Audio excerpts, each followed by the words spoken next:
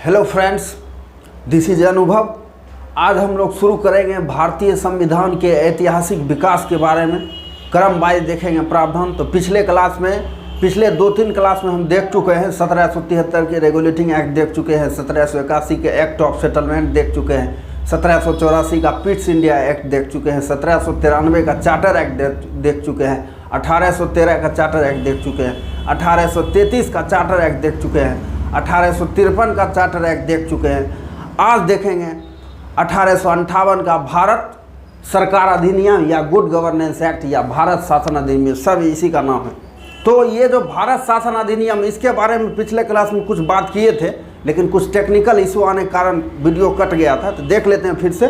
तो देखते हैं 1858 का जो भारत शासन अधिनियम है, इसका पहला प्रावधान है कि इसके द्वारा कंपनी से ब्रिटिश क्राउन के हाथ में भारत का शासन चल गया।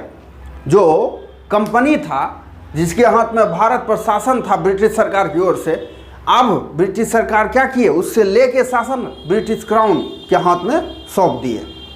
तो आगे नेक्स्ट प्रावधान, भारत में मंत्री पद की व्यवस्था की गई। इस अधिनियम के द्वारा भारत में मंत्री पद की व्यवस्था की गई, जो वर्तमान में देखते हैं।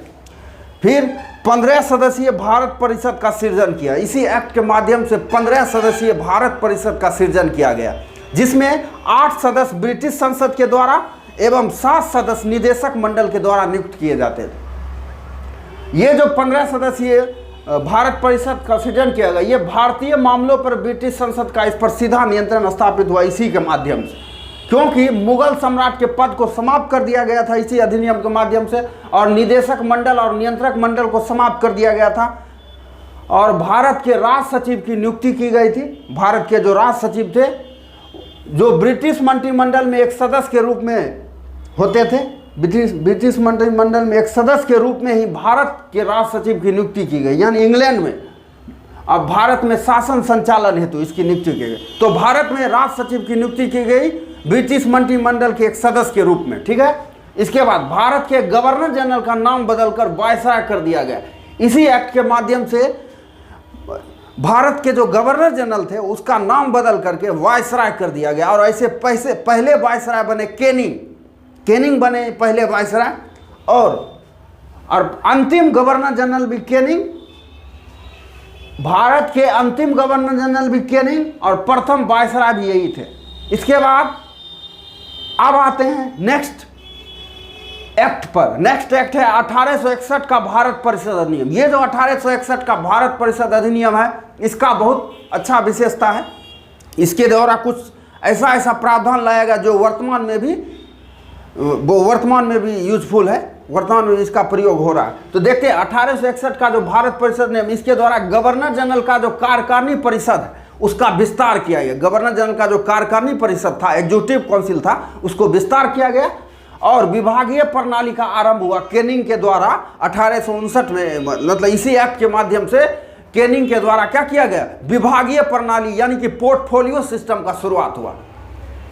और इसके बाद गवर्नर जनरल के प्रथमतः अध्यादेश जारी करने की यही से शुरुआत। इसी एक्ट के माध्यम से जो गवर्नर जनरल थे उसको अध्यादेश जारी करने की शक्ति दे देगी, यानी कि विधान परिषद के यदि विधान पार्षद नहीं भी है फिर भी वो अध्यादेश जारी कर सकते हैं, कानून पारित कर सकते हैं अकेले। और ऐसी विधि जिसको गवर्नर जनरल पारित करेंगे उसका अवधि 6 माह का रहेगा, ठीक है। इसके बाद गवर्नर जनरल को पंजाब, उत्तर पश्चिमी सीमा प्रांत, बंगाल में विधान परिषद स्थापित करने की शक्ति दी। इसी एक्ट के माध्यम से गवर्नर जनरल को पंजाब विधान परिषद, पंजाब, बंगाल और उत्तर पश्चिमी सीमा प्रांत, इन तीनों जगह पर विधान परिषद स्थापित करने की शक्ति दी गई। इसके बाद कानून निर्माण प्रक्रिया में भारतीयों को शामिल करने की शुरुआत। इसी एक्ट के माध्यम से जो कानून निर्माण का जो प्रक्रिया है उसमें भारतीयों को शामिल करने की शुरुआत की गई। इसके बाद इसी क्रम में कानून निर्माण के शामिल करने में एक क्रम में 1862 में कैनिंग ने क्या किया, 1862 में कैनिंग ने बनारस के राजा, पटियाला के महाराजा और सर दिनकर राय को एक गैर सरकारी सदस्य के रूप में क्या किया गया, विधान परिषद में मनोनीत किया इसी एक्ट के माध्यम। तो यहीं से कानून निर्माण प्रक्रिया में भारतीयों के शामिल करने की शुरुआत हो जाती है, ठीक है। तो ये था 1858 का और 1861 का कुछ प्रावधान। अब इसके आगे नेक्स्ट पार्ट में देखेंगे, कहीं जाइएगा नहीं। Thank you.